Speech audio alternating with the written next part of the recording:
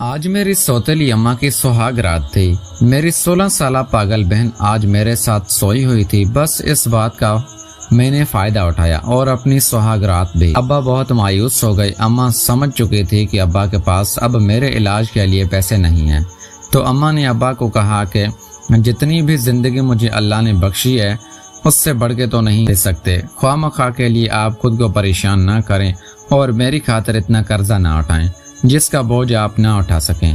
ہماری 2 بیٹیاں بھی ہیں جن کی شادی کے لیے آپ کو پیسے جمع کرنے ہیں۔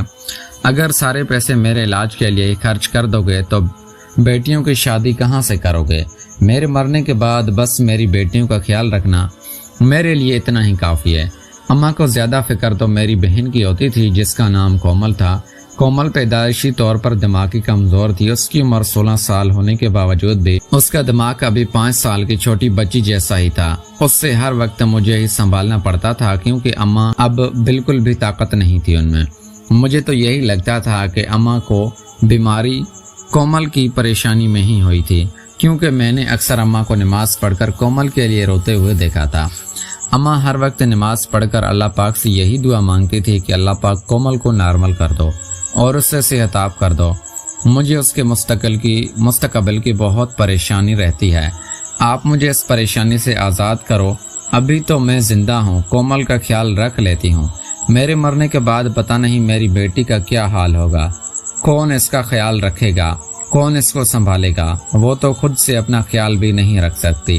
اللہ پاک اس سے اپنا خیال رکھنے کے قابل بنا دو۔ رونا آ جاتا تھا کہ میری بہن کی ذہنی حالت کیوں خراب ہے۔ اماں کے زندہ ہونے تک تو پھر بھی سب کچھ ٹھیک تھا، مصیبت تو تب لگنے لگی جب اماں کا انتقال ہو گیا۔ اماں کے انتقال کے دن کومل کو کچھ عطا پتہ نہیں تھا، کیونکہ اماں کے جنازے کے ساتھ مجھے بیٹھے ہوئے سارا دن گزر گیا تھا، اور وہ آخری گھڑیاں تھیں جن گھڑیوں میں اماں کو دیکھ رہی تھی، کیونکہ وہ جنازہ اٹھ جانے کے بعد تو مجھے کبھی بھی اماں کا چہرہ دیکھنا نصیب نہ ہوتا۔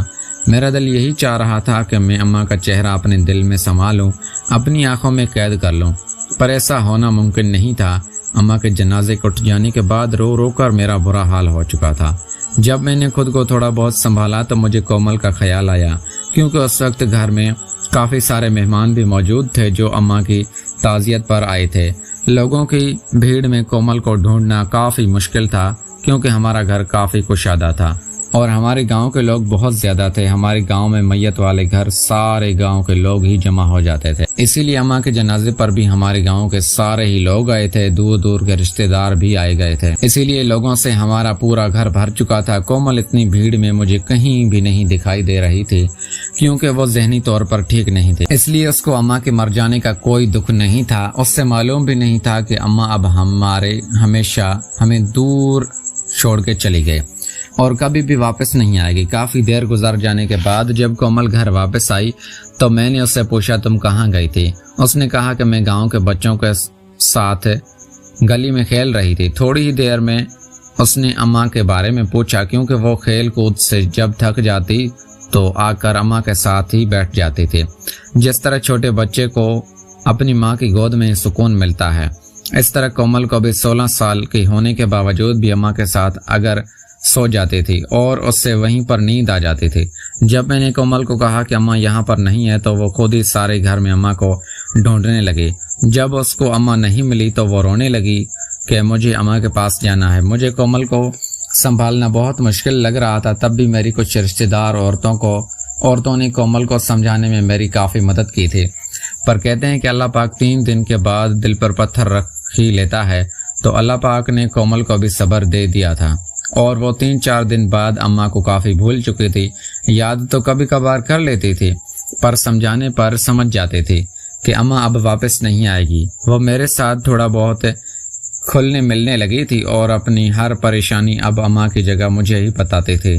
اماں کے بعد اب سارے گھر کو میں اکیلی ہی سنبھالتی تھی، تو کومل کو سنبھالنا بہت ہی مشکل ہو جاتا تھا۔ کومل مجھے کام میں مصروف دیکھ کر گھر سے اس وقت بھاگ جاتی تھی اور اس سے گاؤں میں ڈھونڈنا کافی مشکل ہو جاتا تھا، کیونکہ سارا دن مزدوری پر ابا چلے جاتے تھے اور رات کو घर वापस आते थे तो कोमल को ना पाकर काफी परेशान हो जाते थे और मुझ पर ही गुस्सा करने लगते थे कि मैं अपनी बहन का ठीक से ख्याल नहीं रख पाती और अब्बा को परेशान करती रहती हूँ कि कोमल को ढूंढ कर लाएं, जबकि वो थके हुए घर वापस आते हैं। जबकि अब्बा ये बात समझ चुके थे कि कोमल मुझसे अकेले संभालने की चीज नहीं है, तो अब्बा ने दूसरी शादी करने का इरादा किया और एक दिन अचानक ही एक औरत को अपने साथ लेकर घर आए जो तकरीबन अम्मा की हम उम्र की ही थी और मुझे कहनी थी कि ये तुम्हारी सौतेली माँ है जो तुम्हारे साथ घर के काम काज में तुम्हारा हाथ बटाएगी और कोमल को संभालने में भी तुम्हारी मदद करेगी। अब्बा को दूसरी शादी करने का कोई भी शौक नहीं था क्योंकि वो अम्मा से बहुत ज्यादा मोहब्बत करते थे। फिर अब्बा ने मजबूरी में आकर ही दूसरी शादी की थी क्योंकि अब्बा ये समझ चुके थे कि अब मैं घर में काफी अकेली हो चुकी हूँ, मुझे किसी की मदद की जरूरत है। अब्बा जब अपनी बीवी को साथ लेकर आए तो उनके साथ उनका एक बेटा भी था जो उनकी पहली शादी से था, जिसका नाम कसीर था। उस औरत का शौहर शायद इंतकाल कर चुका था, इसीलिए उसको दूसरी शादी करनी पड़ी थी क्योंकि वो अपने घर में अकेली थी, उसका कोई रिश्तेदार ना था। जहाँ पर अब्बा मजदूरी करते थे वो औरत भी वहीं पर अपने बेटे के साथ मजदूरी करती थी और उसी जगह पर अब्बा की उस औरत के साथ मुलाकात हुई थी। एक दूसरे को अपनी मजबूरी बनाकर अब्बा और उस औरत ने आपस में शादी कर ली थी। वो लड़का जो मेरी सौतेली माँ के साथ आया था तकरीबन 15 साल का था और अब्बा ने उससे बच्चा समझ कर ही घर में रख लिया।